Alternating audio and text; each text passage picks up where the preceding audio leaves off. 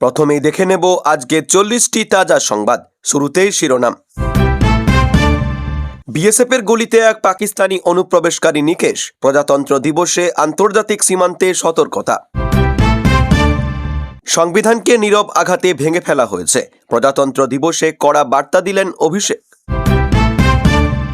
Supreme কোর্টে গিয়ে আরও ঘেঁটে গেল, 1.5 কোটির কাছে শুনানির নোটিশ যাচ্ছে। বঙ্গে রাষ্ট্রপতির শাসন চান অভিজিৎ, রাষ্ট্রসংঘ যান, কটাক্ষ কুণালের। আনন্দপুরে মোমো তৈরির কারখানায় বিধ্বংসী অগ্নিকাণ্ড। দিদিকে ইডিকে হারিয়েছেন, পেনড্রাইভের পেন ভুলতে পারছেন না বিজেপি, কলকাতায় বললেন অখিলেশ। সফল ভারত মানেই স্থিতিশীল বিশ্ব, প্রজাতন্ত্র দিবসে বার্তা ইউরোপীয় কমিশন প্রধানের। কর্তব্য পথে দেশি গার্ল ইউরোপের উর্সুলা, বারাণসীর বেনারসি কিং খাবে নজর কাড়লেন মোদির পাশে।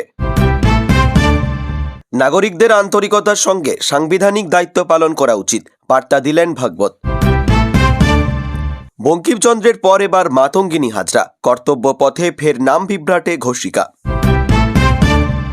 2 শিশু সন্তানকে নিয়ে ট্রেনের নিচে ঝাঁপ মায়ের, চাকায় খণ্ড খণ্ড দেহ। হিঙ্গলগঞ্জে পরিবারের 3 জনের নামে এসআইআর শুনানির নোটিশ, আতঙ্কে বৃদ্ধের মৃত্যু।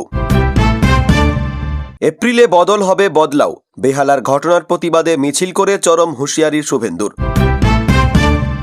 পরপর 6টি আইইডি বিস্ফোরণ, ছত্তিশগড়ে মাওবাদী হামলার গুরুতর আহত 11 জওয়ান।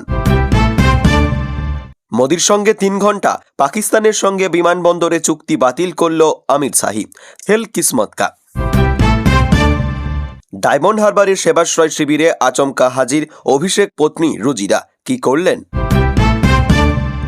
আনন্দপুরে অগ্নিকাণ্ডে নিখোঁজের সংখ্যা বেড়ে হল 25, উদ্ধার 8টি ঝলসানো দেহ। হোটেলে মধুচক্র, এলাকায় গাঁজা মদের ঠেক, ঝাঁটা লাঠি নিয়ে জাতীয় সড়ক অবরোধ মহিলাদের। প্রজাতন্ত্র দিবসের কুচকাওয়াজে ছন্দপতন কাল নাই, প্যারেডে আচমকা থামল ব্যান্ডের বাজনা। এসআইআর হয়রানির মাঝে আগামী মাসে দিল্লির সফরে মমতা, জ্ঞানেশ কুমারের সঙ্গে সাক্ষাৎ। সবচেয়ে খারাপ বিদ্যুৎ চুক্তি, আদানিকে বছরে বাড়তি 6000 কোটি দিতে হচ্ছে, দাবি ইউনুসের কমিটির। ঘনাচ্ছে যুদ্ধের মেঘ, ইরানের আরও কাছে মার্কিন রণতরী, হামলা হলে কড়া জবাব, পাল্টা তেহরানের। তারুণ্যের শক্তিতেই আস্থা যোগীর, বৃন্দাবনের সংবর্ধিত নীতিন নবীন। কোনো অবদান নেই, নোবেলজয়ী অমর্ত্য সেনকে শুভেন্দুর কটূক্তি, পাল্টা জবাব তৃণমূলের। বাংলায় বিজেপির হার সময়ের অপেক্ষা, কলকাতায় এসে আইপ্যাকে ইডি তল্লাশি প্রসঙ্গে মত অখিলেশের। প্রিয় দর্শক, এবার আসছি বিস্তারিত খবরে।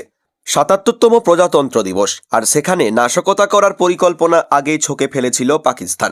পাকিস্তানে জঙ্গি সংগঠন আবার সক্রিয় হয়ে উঠেছে, সেই খবর আগাম জানিয়ে দেওয়া হয়েছিল গোয়েন্দাদের পক্ষ থেকে। তাই জম্মু কাশ্মীরে সতর্কতা বাড়িয়ে দেওয়া হয়েছিল। আর তারপরই জম্মু ও কাশ্মীরের সাম্বা জেলায় আন্তর্জাতিক সীমান্তে বিএসএফ এক পাকিস্তানি অনুপ্রবেশকারীকে নিকেশ করেছে বলে সোমবার সেনাবাহিনীর কর্তারা জানিয়েছেন। রবিবার মাঝরাতে আন্তর্জাতিক সীমান্তে ভারতীয় সেনাদের গুলিতে ওই পাকিস্তানি অনুপ্রবেশকারী নিহত হয়। এদিকে ভারতের প্রজাতন্ত্র দিবসে জঙ্গি ঢুকিয়ে দিয়ে এখানে নাশকতা করার ছক কষা হয়েছিল বলে সূত্রের খবর। পহেলগাঁও ঘটনার পর থেকে সেনাবাহিনী অনেক সজাগ হয়ে উঠেছে। তাই রামগড় সেক্টরের মাজরা এলাকায় একটি সীমান্তে ফাঁড়ি দিয়ে পাকিস্তানের অনুপ্রবেশকারীদের ভারতীয় ভূখণ্ডে প্রবেশের চেষ্টা করছিল। ঠিক তখনই সতর্ক বিএসএফ তার গতিবিধি টের পায়। বিএসএফ ওই অনুপ্রবেশকারীকে প্রথমে সতর্ক করে, কিন্তু যখন সে সতর্কবার্তা উপেক্ষা করে অন্ধকারের আড়ালে ভারতীয় ভূখণ্ডের দিকে এগোতে থাকে, তখন সেনারা গুলি চালায়, যার জেরে তার মৃত্যু হয় বলে সরকারিভাবে জানানো হয়েছে। অন্যদিকে শীত বাড়ার সঙ্গে সঙ্গে পাকিস্তানের জঙ্গিরা সক্রিয় হয়ে ওঠে ভারতে ঢোকার জন্য। নানা পরিকল্পনা করা হয়েছিল, তাই সজাগ দৃষ্টি রেখেছিল সেনাবাহিনীও। এই ঘটনা নিয়ে সেনাবাহিনীর পক্ষ থেকে জানানো হয়, নিহত পাকিস্তানি নাগরিকের মৃতদেহ পাকিস্তানের দিকে আন্তর্জাতিক সীমান্তের কাছে পড়ে আছে। তবে কেন অনুপ্রবেশ করছিল এবং তার কাছ থেকে কিছু পাওয়া গিয়েছিল কিনা সেসব নিয়ে কিছু জানায়নি সেনাবাহিনী। আগেও এমন নানান চেষ্টা বানচাল করেছে সেনাবাহিনী। এছাড়াও জম্মু ও কাশ্মীরের সাম্বা, কাঠুয়া এবং জম্মু জেলায় অবস্থিত 240 কিলোমিটার দীর্ঘ আন্তর্জাতিক সীমান্ত রয়েছে। ভারতের দিকে বিএসএফ আন্তর্জাতিক সীমান্ত পাহারা দেয়, আর পাকিস্তানি রেঞ্জার্সরা অপরদিকে একটি পাহারা দেয়। এই কেন্দ্রশাসিত অঞ্চলে 740 কিলোমিটার দীর্ঘ নিয়ন্ত্রণ রেখা অবস্থিত, যা কাশ্মীরের বারামুল্লা, বান্দিপোরা, কুপওয়ারা জেলা এবং পুঞ্চ, রাজোর ও আংশিকভাবে জম্মু জেলায় অবস্থিত। পাকিস্তানের দিক থেকে অনুপ্রবেশ, সীমান্ত পাচার এবং ড্রোন তৎপরতা প্রতিরোধে সীমান্ত সেনাবাহিনী এবং বিএসএফ মোতায়েন রয়েছে। জম্মু ও কাশ্মীরের সন্ত্রাসবাদ টিকিয়ে রাখার জন্য পাকিস্তানি বাহিনীর সহায়তায় সন্ত্রাসবাদী গোষ্ঠীগুলি এই ড্রোনগুলি অস্ত্র, গোলাবারুদ, নগদ অর্থ এবং মাদকের কাজে ব্যবহার করে। দেশজুড়ে পালিত হচ্ছে ভারতের ৭৭তম প্রজাতন্ত্র দিবস। এই দিনটি উপলক্ষে এক্স হ্যান্ডেলে পোস্ট করে শুভেচ্ছা জানিয়েছেন তৃণমূল কংগ্রেসের সর্বভারতীয় সাধারণ সম্পাদক তথা সাংসদ অভিষেক বন্দ্যোপাধ্যায়। সেখানে রাজ্যবাসীর জন্য রয়েছে বার্তাও। আজ সোমবার ডায়মন্ড হারবারের সাংসদ শুভেচ্ছা জানানোর পাশাপাশি ন্যায় বিচার, স্বাধীনতা, সাম্য, ভ্রাতৃত্বকে সবার উপরে রেখেছেন। আর এই দিনটিতে সকলকে প্রজাতন্ত্রের গুরুত্ব বোঝান অভিষেক। সরাসরি কোনো রাজনৈতিক কথা না বললেও লেখায় উঠে এসেছে রক্ত ও নিঃশ্বাসে লেখা প্রতিশ্রুতির কথা, যা অত্যন্ত তাৎপর্যপূর্ণ। এদিকে ন্যায়, স্বাধীনতা, সাম্য ও ভ্রাতৃত্ববোধের প্রতি আবারও অঙ্গীকারবদ্ধ হওয়ার দিন বলে ব্যাখ্যা করেছেন অভিষেক বন্দ্যোপাধ্যায়। তাই তো এক্স হ্যান্ডেলে সাত সকালেই অভিষেক লিখলেন, পাথরে খোদাই করা কথা নয়, বরং রক্ত ও নিঃশ্বাসে লেখা প্রতিশ্রুতি। ত্যাগের মাধ্যমে জন্ম নেওয়া, সংগ্রামে আত্মনিয়োগ করা এবং প্রজন্মের পর প্রজন্ম ধরে আমাদের প্রজাতন্ত্রের জীবন্ত আত্মা হিসেবে বহন করা প্রতিশ্রুতি। এই মূল্যবোধগুলির জন্য আমাদের স্বাধীনতা সংগ্রামীরা প্রাণ দিয়েছেন এবং এই মূল্যবোধগুলিকে আমরা শুধু কথাতেই নয়, কাজেও রক্ষা করার শপথ নিয়েছি। অন্যদিকে এখন সংবিধানকে গোপনে ভেঙে ফেলা হচ্ছে বলেও অভিযোগ করেছেন। সেটা যার জন্যই ঘটে থাকুক, সেটা উল্লেখ করেননি অভিষেক বন্দ্যোপাধ্যায়। তবে দেশে যে ভয়ের পরিবেশ তৈরি হয়েছে সেটাও আজ উল্লেখ করেছেন তৃণমূল সাংসদ। তাই তো অভিষেক লেখেন, এই ৭৭তম প্রজাতন্ত্র দিবসে বাতাস অস্বস্তিতে ভারাক্রান্ত। সংবিধানকে এক ধাক্কাই নয়, বরং অনেক নীরব আঘাতে ভেঙে ফেলা হয়েছে। গণতন্ত্র রক্ষার জন্য নিযুক্ত প্রতিষ্ঠানগুলি এখন ভয়ের দীর্ঘ ছায়া ফেলেছে। সম্প্রদায়গুলিকে প্রান্তিকে ঠেলে দেওয়া হচ্ছে এবং ভাষা, খাদ্য, বিশ্বাস, ভালোবাসা এবং বিশ্বাসের সহজতম স্বাধীনতাগুলিকে পর্যবেক্ষণ করা হচ্ছে, ওজন করা হচ্ছে এবং প্রশ্নের মুখে ফেলা হচ্ছে। এছাড়া দেশের প্রজাতন্ত্র এবং সংবিধান নিয়ে অন্যায়ের বিরুদ্ধে দৃঢ়ভাবে দাঁড়ানোর বার্তা দিয়েছেন অভিষেক। অবিচারের বিরুদ্ধেও দাঁড়াতে এই দিনের সংকল্প নেওয়ার বার্তা দিয়েছেন তিনি। তাই ডায়মন্ড হারবার সাংসদ লেখেন, তবুও প্রজাতন্ত্র দিবস শুধু স্মরণ নয়, এটি গণনা, এটি সংকল্পের আগে বিরতি। এটি আমাদের স্পষ্টভাবে দেখতে, সৎভাবে কথা বলতে, অন্যায়ের বিরুদ্ধে দৃঢ়ভাবে দাঁড়াতে এবং অবিচারের বিরুদ্ধে সাম্যকে পুনর্নির্মাণের আহ্বান জানায়। ক্ষমতার কারণে প্রজাতন্ত্র টিকে থাকে না, বরং মানুষ প্রত্যেক দিন এটি বেছে নেয়। আমরা এটি বেছে নিতে, এটিকে রক্ষা করতে এবং এর প্রতিশ্রুতি জীবিত রাখতে চালিয়ে যাব। ফের রাজ্যে রাষ্ট্রপতি শাসনের পক্ষে সওয়াল তমলুকের বিজেপি সাংসদ অভিজিৎ গঙ্গোপাধ্যায়ের।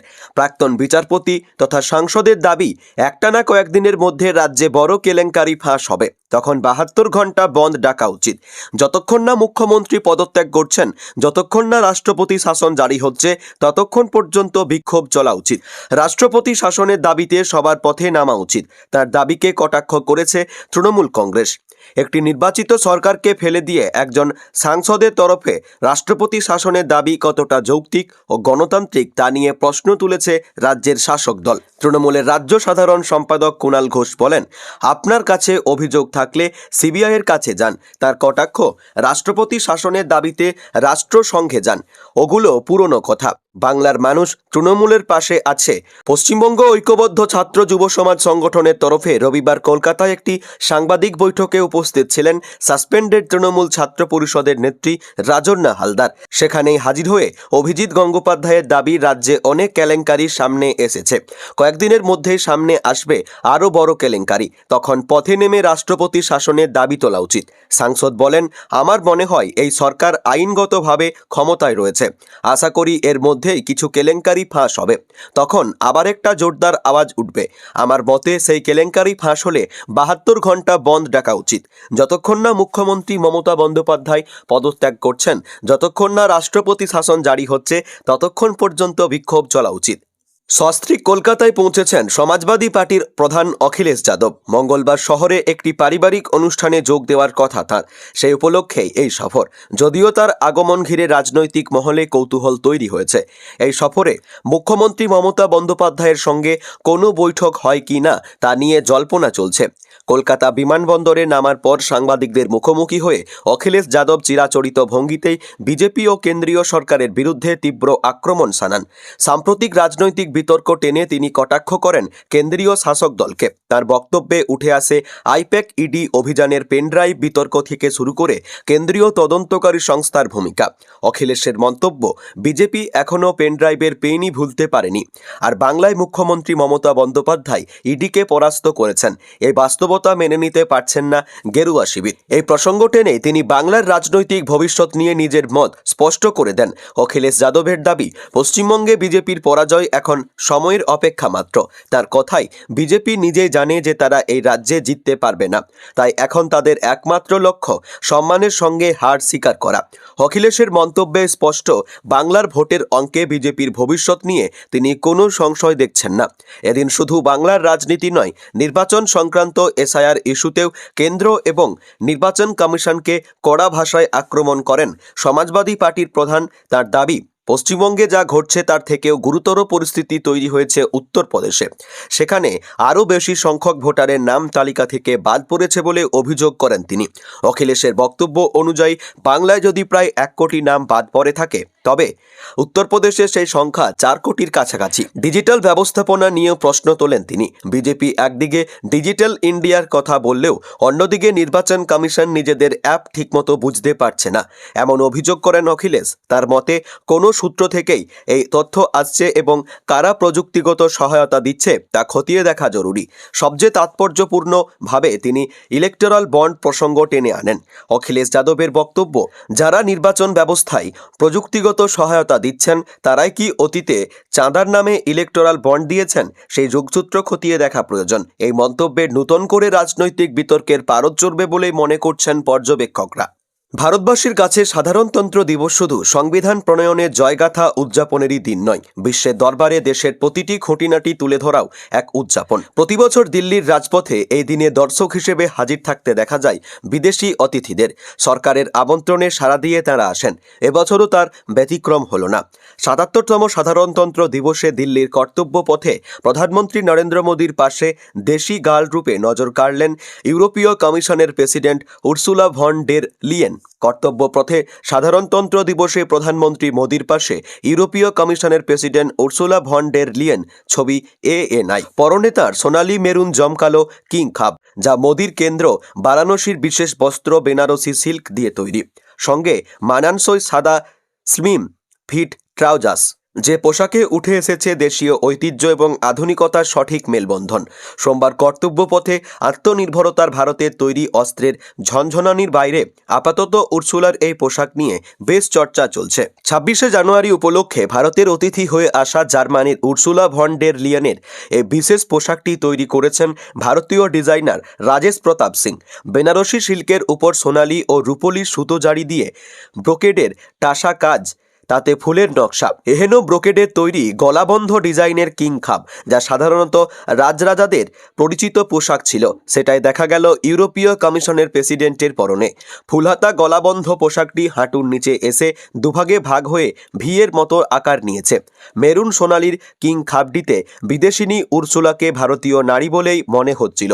সেই সঙ্গে ভারতীয় ঐতিহ্য মেনে প্রধানমন্ত্রী মোদীর সঙ্গে নমস্কার বিনিময় তাঁকেও আরও আপনজন করে তুলেছিল। 26শে জানুয়ারি উপলক্ষে ভারতের অতিথি হয়ে আসা জার্মানির উর্সুলা ভন ডের লিয়েনের এই বিশেষ পোশাকটি তৈরি করেছেন ভারতীয় ডিজাইনার রাজেশ প্রতাপ সিং। বেনারসি সিল্কের উপর সোনালি ও রূপলি সুতো জড়ি দিয়ে ব্রোকেডের ঠাসা কাজ, তাতে ফুলের নকশা। ফুলহাতা গলাবন্ধ পোশাকটি হাঁটুর নিচে এসে দুভাগে ভাগ হয়ে ভিয়ের মতন আকার নিয়েছে। বেনারসি ভারতের বহু জনপ্রিয় ও প্রাচীন বস্ত্র। মুঘল আমল থেকে এর প্রচলন। সেই সময়কার রাজার বাদশারা নিজেদের জাঁকজমক দেখাতে বেনারসির তৈরি জামাকাপড় ব্যবহার করতেন বেশি, সঙ্গে মানানসই অলংকার। ধীরে ধীরে বেনারসির নানা ধরন তৈরি হতে থাকে বারাণসীর বস্ত্রশিল্পীদের হাত ধরে। এই মুহূর্তে ভারতীয় বিয়েতেই বেনারসির চাহিদা সবচেয়ে বেশি। বেনারসি শাড়ি ছাড়া বিয়ের আসরে বসেন না সিংহভাগ নারী। তবে বেনারসি কাজের ব্রোকেড ডিজাইন এসেছে অনেকটা পরে, তারও জনপ্রিয়তা ঢের। আর দেশের প্রাচীন ঐতিহ্যের নবীন রূপের পোশাকই ভারতীয় হয়ে উঠলেন জার্মানির উর্সুলা ভন ডের লিয়েন। ৭৭তম প্রজাতন্ত্র দিবস, আর এই দিনই সংবিধান নিয়ে বার্তা দিলেন আরএসএস প্রধান মোহন ভাগবত। আজ আরএসএস প্রধান মোহন ভাগবত ভারতকে বিশ্বের একটি শীর্ষস্থানীয় প্রজাতন্ত্র হিসেবে গড়ে তোলার জন্য নাগরিকদের সংবিধানে বর্ণিত দায়িত্ব আন্তরিকতার সঙ্গে পালনের আহ্বান জানিয়েছেন। সংবিধান যে সবার উপরে কার্যত, সে কথা বুঝিয়ে দিলেন সরসংঘ চালক। নাগরিকদের আন্তরিকতার সঙ্গে সংবিধানকে দায়িত্ব পালন করা উচিত বলে বার্তা দিয়েছেন তিনি। এদিকে আজ সংবিধান নিয়েই বার্তা দিয়েছেন বাংলার মুখ্যমন্ত্রী মমতা বন্দ্যোপাধ্যায় এবং তৃণমূল কংগ্রেসের সর্বভারতীয় সাধারণ সম্পাদক অভিষেক বন্দ্যোপাধ্যায়। আর তারপরই মুজফ্ফরপুর থেকে সংবিধান নিয়ে বার্তা দিলেন আরএসএস প্রধান। ৭৭তম প্রজাতন্ত্র দিবস উপলক্ষে আরএসএস এর মুজফ্ফরপুর বিভাগীয় কার্যালয় মধুকর নিকেতন জাতীয় পতাকা উত্তোলন করার পর এক সমাবেশে ভাষণ দিচ্ছিলেন মোহন ভাগবত। সেখানেই এই বার্তা দেন তিনি। অন্যদিকে নাগরিকদের কেমন দায়িত্ব পালন করা উচিত, কেমন করে তা জানা যাবে, এইসব প্রশ্নের উত্তরে নিজের বক্তব্যে তুলে ধরেন আরএসএস প্রধান। এই বিষয়ে মোহন ভাগবত বলেন, সংবিধানই আমাদের ধর্ম শিক্ষা দেয়। নিয়মিত এটি পাঠ নাগরিকদের তাদের কর্তব্য সম্পর্কে সচেতন থাকতে সাহায্য করে এবং আইন মেনে চলারও একটি প্রাথমিক নাগরিক কর্তব্য।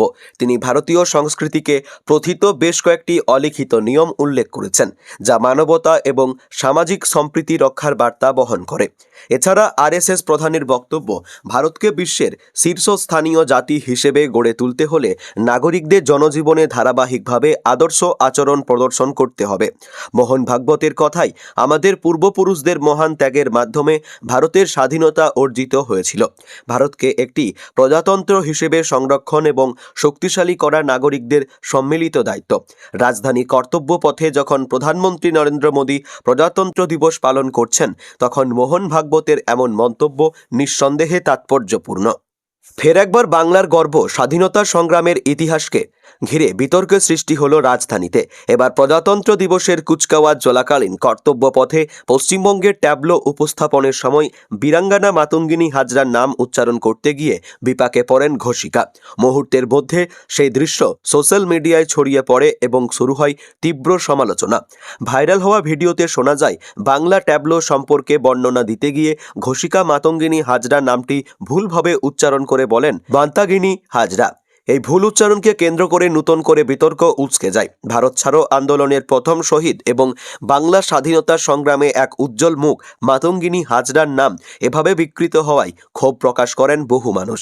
এই ঘটনায় মোদী সরকারের বিরুদ্ধে তীব্র আক্রমণ শানান কলকাতা দক্ষিণের তৃণমূল সাংসদ মালা রায়। তিনি বলেন, স্বাধীনতা সংগ্রামীদের ইতিহাস সম্পর্কে যথাযথ জ্ঞান না থাকলেই এমন ভুল হয়। তিনি একে মাতঙ্গিনী হাজরার প্রতি চরম অসম্মান বলে আখ্যা দেন এবং এই ধরনের ভুলকে অশিক্ষার পরিচয় বলে মন্তব্য করেন। তবে রাজধানীতে মাতঙ্গিনী হাজরার নাম নিয়ে বিভ্রাট এই প্রথম নয়। এর আগে উত্তরপ্রদেশের বিজেপির সাংসদ দীনেশ শর্মা তাকে মুসলিম বলে উল্লেখ করে বিতর্কে জড়িয়েছিলেন, যা নিয়ে বাংলার রাজনৈতিক মহলে তীব্র প্রতিক্রিয়া তৈরি হয়েছিল। মুখ্যমন্ত্রী মমতা বন্দ্যোপাধ্যায় সহ বহু বাঙালি নেতা সেই মন্তব্যে তীব্র নিন্দা করেছিলেন। এবছরের প্রজাতন্ত্র দিবসের কুচকাওয়াজের থিম ছিল স্বতন্ত্র কা মন্ত্র বন্দে মাতরম। পশ্চিমবঙ্গ সরকারের পাঠানো ট্যাবলোতে তুলে ধরা হয়েছিল স্বাধীনতা সংগ্রামে বাংলার অবিস্মরণীয় অবদান। ট্যাবলোয় বঙ্কিমচন্দ্র চট্টোপাধ্যায়, সুভাষচন্দ্র বসু, মাতঙ্গিনী হাজরা, রবীন্দ্রনাথ ঠাকুর এবং ক্ষুদিরাম বসুর সমান মাপের মডেল স্থান পেয়েছিল। বাংলার ইতিহাস ও আত্মত্যাগের এই গৌরবময় অধ্যায়ের মধ্যেই নাম নূতন করে প্রশ্ন তুলেছিল কেন্দ্রীয় সংবেদনশীলতা নিয়ে। বেহালার শখের বাজার এলাকায় বিজেপি নেতা বিপ্লব দেবের সভাকে কেন্দ্র করে যে অশান্তি ছড়িয়েছিল, তার রেশ কাটতে না কাটতেই নতুন করে রাজনৈতিক উত্তাপ বাড়ালো বিজেপি।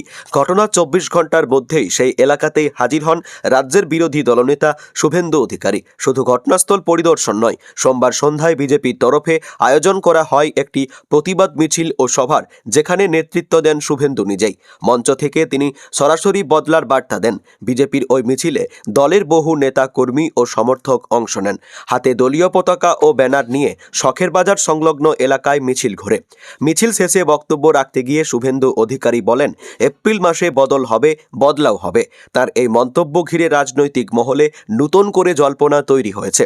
শুভেন্দুর অভিযোগ, এই মুহূর্তে রাজ্যে তৃণমূল কংগ্রেসের কাউন্সিলর, স্থানীয় নেতা নেত্রী এবং পুলিশের এক ধরনের যৌথ টিম কাজ করছে। তার দাবি, কোনো ঘটনায় তৃণমূলের কেউ জড়িত থাকলে পুলিশ অভিযোগ নিতে চায় না। বিরোধী দলনেতার কটাক্ষ, পুলিশের উপর রাজনৈতিক চাপ এতটাই বেড়েছে যে তারা কার্যত দলদাসে পরিণত হয়েছে। এই পরিস্থিতিকে তিনি বিরোধী কণ্ঠরোধের চেষ্টা বলেও উল্লেখ করেন। শুভেন্দুর অভিযোগ, বিজেপি শান্তিপূর্ণভাবে সভা বা কর্মসূচি করতে গেলেই পরিকল্পিতভাবে বাধা দেওয়া হচ্ছে। বেহালার শখের বাজারে বিপ্লব দেবের সভাকে কেন্দ্র করে উত্তেজনার সূত্রপাত হয় পতাকা লাগানোকে ঘিরে। স্থানীয় সূত্রের দাবি, সভার প্রস্তুতির সময় বিজেপি কর্মীরা এলাকায় দলীয় পতাকা লাগাতে গেলে তাতে বাধা দেন তৃণমূল সমর্থকেরা। তা থেকেই বচসা শুরু হয়, যা দ্রুত হাতাহাতিতে রূপ নেয়। পরিস্থিতি এতটাই উত্তপ্ত হয়ে ওঠে যে কিছু সময়ের জন্য ডায়মন্ড হারবার রোডে যান চলাচল বন্ধ হয়ে যায়। এরপর অভিযোগ ওঠে ভাঙচুর ও অগ্নিসংযোগের। ঘটনাস্থলের কাছে তৃণমূল কাউন্সিলর সুদীপ পল্লের অফিস রয়েছে। সংঘর্ষের পর বিজেপি কর্মী সমর্থকেরা ওই অফিসে ভাঙচুর চালান বলে অভিযোগ। অন্যদিকে বিজেপির দাবি, বিপ্লব দেবের বক্তব্য শেষ হওয়ার পর তৃণমূল কর্মীরাই সভামঞ্চে আগুন ধরিয়ে দেয়। মুহূর্তের মধ্যে মঞ্চ দাউ দাউ করে জ্বলে ওঠে। চেয়ার ভাঙচুরের অভিযোগও সামনে আসে। খবর পেয়ে দমকলের একটি ইঞ্জিন দ্রুত পৌঁছে আগুন নিয়ন্ত্রণে আনে। সংঘর্ষের খবর পেয়ে এলাকায় যান তৃণমূলের দুই বিধায়ক দেবাশিস কুমার ও রত্না চট্টোপাধ্যায়। তারা স্থানীয় কর্মীদের সঙ্গে কথা বলেন। পরিস্থিতি সামাল দিতে এলাকায় অতিরিক্ত পুলিশ মোতায়েন করা হয়। তবে এই ঘটনায় রাজনৈতিক তরজা আরও তীব্র হবে বলে মনে করছেন রাজনৈতিক পর্যবেক্ষকরা। আনন্দপুরে অগ্নিকাণ্ডে নিখোঁজের সংখ্যা হু হু করে বাড়ছে। সোমবার সন্ধ্যা পর্যন্ত 25 জন নিখোঁজ শ্রমিকের পরিবার স্থানীয় থানায় মিসিং ডায়েরি নথিভুক্ত করেছে। গতকাল দুপুর পর্যন্ত নিখোঁজ শ্রমিকের সংখ্যা 16 থাকলেও সন্ধ্যার পর বেড়ে দাঁড়ায় 25। থার্মোকলের গুদাম এবং মোমো কারখানার ভিতরে আগুন নিভে যাওয়ার পর ধোঁয়া কমে গেলে সোমবার বিকেল থেকে ধ্বংসস্তূপের ভিতরে তল্লাশি শুরু করে দমকল ও পুলিশ। একের পর এক মৃতদেহ সেখান থেকে ঝলসানো অবস্থায় উদ্ধার হয়। কোনো মৃতদেহ চেনা যাচ্ছে না। মৃত্যুপুরী আনন্দপুরের অগ্নিকাণ্ডস্থল থেকে মোট 8টি মৃতদেহ সোমবার সন্ধ্যা পর্যন্ত পুলিশ উদ্ধার করেছে। বাকি ধ্বংসস্তূপ সরানোর জন্য সেখানে হাজির হয়েছে জোরালো আলো লাগানো একাধিক পেলোডা। বাকি ধ্বংসস্তূপ সরানো হলে সেখানে নিখোঁজ শ্রমিকদের মৃতদেহ আছে কিনা তল্লাশি করে দেখবে দমকল ও পুলিশ। সোমবার বিকেলে এই ঘটনাস্থলে পৌঁছেছে ফরেনসিক বিভাগের বিশেষজ্ঞরা। মৃতদেহগুলিকে প্রথমে বাঙ্গুর হাসপাতালে নিয়ে যাওয়া হচ্ছে। মৃতদেহগুলি থেকেও ফরেনসিক বিশেষজ্ঞরা নমুনা সংগ্রহ করবে পরীক্ষার জন্য। কি করে আগুন লাগলো এবং মৃত্যু কিভাবে হলো তা জানতে তদন্ত শুরু হয়েছে। যত সময় যাচ্ছে সোমবার বিকেলের পর থেকে অগ্নিকাণ্ডে ধ্বংসস্তূপ থেকে আটকে থাকা ঝলসে যাওয়া একের পর এক শ্রমিকের দেহ উদ্ধার হচ্ছে। সোমবার বিকেলে প্রথমে 2টো ব্যাগ নিয়ে বেরিয়ে আসে পুলিশ নরেন্দ্রপুরের অগ্নিকাণ্ডস্থল থেকে। এরপর একের পর এক ঝলসে যাওয়া দেহ কাপড়ে মুড়ে উদ্ধার করে পুলিশ। ইতিমধ্যে নিখোঁজ শ্রমিকদের পরিবারগুলি স্থানীয় থানায় নিখোঁজের ডায়েরি লিপিবদ্ধ করেছে। তবে স্থানীয়দের দাবি, আরও একাধিক মৃতদেহ উদ্ধার হয়েছে। বারুইপুরের এসপি শুভেন্দ্র কুমার এর নেতৃত্বে মৃতদেহগুলি ব্যাগে করে সেখান থেকে নিয়ে যাওয়া হয়। পুলিশ সূত্রে খবর, আরও 3টে মৃতদেহ উদ্ধার হয়েছে। পরে আরও 2টি মৃতদেহ উদ্ধার হয়। সকালে আরও 3টি মৃতদেহ উদ্ধার হয়েছিল আগেই। থার্মোকলের গুদাম ও মোমো কারখানায় অগ্নিকাণ্ডের ঘটনায় মৃত্যুর সংখ্যা বেড়ে হল 8। মোট 25 জন নিখোঁজ আছেন বলে দাবি করেছেন একাধিক শ্রমিকের পরিবার।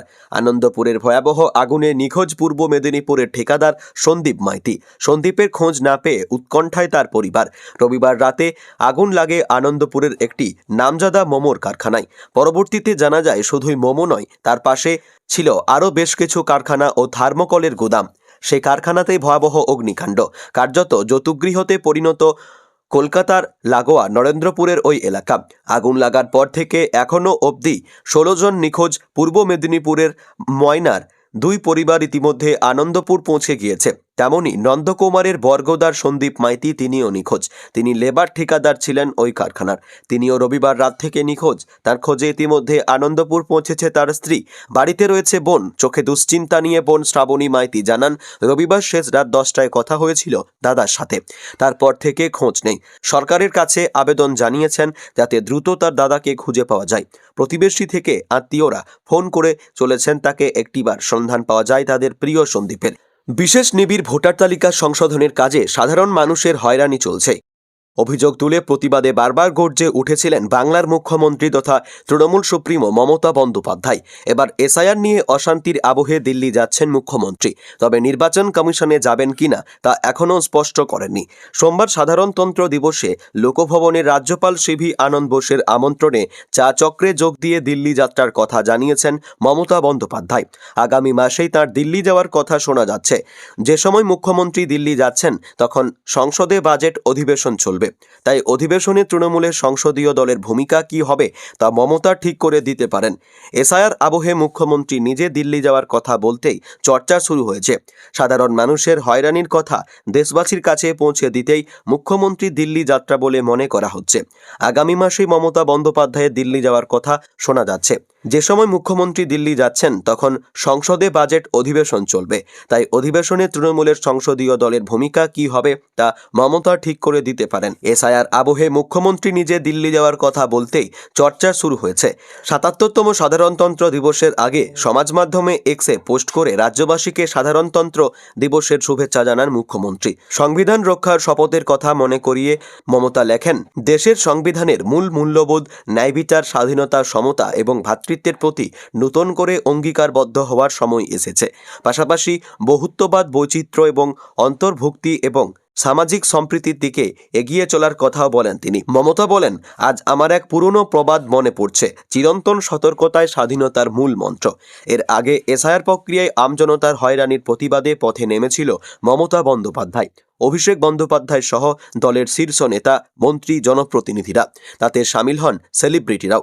ওই দিন মিছিল শেষে দলের সর্বভারতীয় সাধারণ সম্পাদক অভিষেক বন্দ্যোপাধ্যায় বলেছিলেন, নেত্রীর অনুমতি নিয়ে বলছি, একজনও বৈধ ভোটারের নাম বাদ গেলে দিল্লিতে ১ লক্ষ মানুষকে নিয়ে যাব। এরপর গত বছর শেষ দিনে অভিষেক বন্দ্যোপাধ্যায়ের নেতৃত্বে তৃণমূলের এক প্রতিনিধি দল দিল্লিতে নির্বাচন কমিশনে গিয়ে আপত্তিকর কথা প্রশ্ন তুলেন। কিন্তু মুখ্য নির্বাচন কমিশনার জ্ঞানেশ কুমার সেসব প্রশ্নের জবাব দেননি বলে পরে সংবাদ মাধ্যমে দাবি করেছেন অভিষেক। এদিকে এসআইআরের কার্যপদ্ধতির জটিলতা ও অমানবিকতার অভিযোগ মমতা বন্দ্যোপাধ্যায়ের মোট ৫টি চিঠি লিখেছিলেন জ্ঞানেশ কুমারকে। কোনো চিঠির জবাব আসেনি, তাই এই সফরে তিনি সরাসরি কমিশনের দপ্তরে গিয়ে জ্ঞানেশ কুমারের সঙ্গে দেখা করবেন কিনা সেদিকেও নজর ওয়াকিবহাল মহলের। ইরানের আকাশে ক্রমে ঘনাচ্ছে যুদ্ধের মেঘ। মধ্যপ্রাচ্যের এই দেশটির আরও কাছে পৌঁছল মার্কিন রণতরী। কয়েক সপ্তাহ ধরেই ইরান এবং আমেরিকার মধ্যে সংঘাত বাড়ছে। গত সপ্তাহে শোনা গিয়েছিল মধ্যপ্রাচ্যে একটি বিমানবাহী রণতরী ও যুদ্ধবিমান সহ গুরুত্বপূর্ণ সামরিক সরঞ্জাম নতুন করে বহাল করছে ওয়াশিংটন। হুঁশিয়ারি দিয়েছিলেন খোদ মার্কিন প্রেসিডেন্ট ডোনাল্ড ট্রাম্পও। সূত্রের খবর, সেই মার্কিন রণতরী ইরানের অনেকটাই কাছাকাছি পৌঁছেছে। অন্যদিকে আমেরিকাকে পাল্টা হুঁশিয়ারি দিয়েছে তেহরানও। সাফ জানিয়ে দেওয়া হয়েছে, কোনো হামলা হলেই তার কড়া জবাব দেওয়া হবে। গতকাল ইরানের বিদেশ মন্ত্রকের মুখপাত্র ইসমাইল বাঘাই বলেন, ইসলামী প্রজাতন্ত্র ইরানের নিজের ক্ষমতার উপর বিশ্বাস আছে। অতীতে আমাদের যুদ্ধের অভিজ্ঞতা রয়েছে, আমরা আগের চেয়ে আরও শক্তিশালী। প্রসঙ্গত, বেশ কয়েকটি মার্কিন সংবাদ মাধ্যম জানিয়েছে আমেরিকা তার সেন্ট্রাল কমান্ডকে শক্তিশালী করছে। এই নেতৃত্বেই মধ্যপ্রাচ্যের অভিযানগুলি তত্ত্বাবধান করে। তারই অংশ হিসেবে যুদ্ধবিমান F-15 এবং যুদ্ধবিমানবাহী রণতরী USS আব্রাহাম লিঙ্কনকে ইরানের কাছাকাছি নিয়ে আসা হয়েছে। পাশাপাশি মধ্যপ্রাচ্যে তার বিমান ও ক্ষেপণাস্ত্র প্রতিরক্ষা ব্যবস্থাও জোরদার করেছে আমেরিকা। ফলে বাতাসে অনেকেই বারুদের গন্ধ পাচ্ছেন। আর এহেন পরিস্থিতিতে তারাও যে কোনো রকমের জবাব দিতে প্রস্তুত, তা বুঝিয়ে দিচ্ছে শক্তিশালী ইরান। কয়েকদিন আগেই মনে করা হচ্ছিল যুদ্ধের মেঘ কেটে গিয়েছে।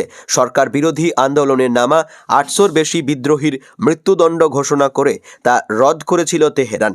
এরপর মার্কিন প্রেসিডেন্ট ডোনাল্ড ট্রাম্প সেই সিদ্ধান্তকে স্বাগত জানিয়েছিলেন। মনে করা হচ্ছিল এবার বোধহয় চূড়ান্ত পদক্ষেপের থেকে সরে আসবে আমেরিকা। সেখানেই শেষ নয়। গত বুধবার সুইজারল্যান্ডের ডাভোসে বিশ্ব অর্থনৈতিক ফোরামে বক্তব্য রাখার সময় তিনি বলেছিলেন, আশা করা হচ্ছে মৃত্যুদণ্ড রদের সিদ্ধান্তটা স্থায়ী হতে চলেছে।